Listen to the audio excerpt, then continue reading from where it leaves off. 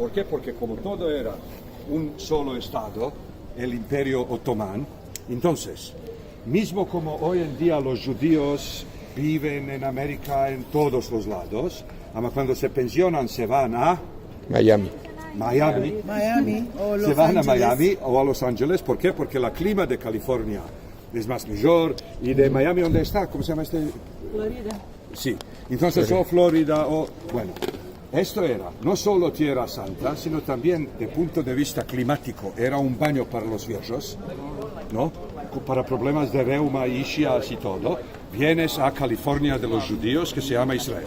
Y como todo está adentro del mismo país, entonces no tienes menester de... No es complicar la vida, porque si uno quiere venir de Polonia a vivir en tierra de Israel es complicado. Si uno quiere venir de Beersheba a vivir, no digo de Estambul a vivir en Beersheba o de Sarai a vivir en Jerusalén, es dentro del mismo país.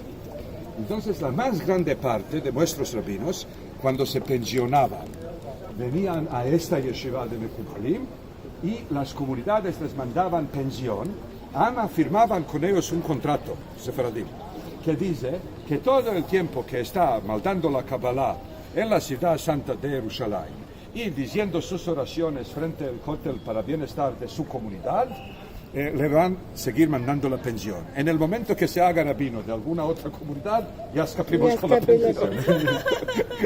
Sí, bueno, entonces la más grande parte de los rabinos, digo, sarailis, monastiris, tal y cual, todos de pensionarios estaban aquí en la casa de viejos rabinos. Bueno, y ahora pasamos al lado de las cuatro estrellas a comer a la hora.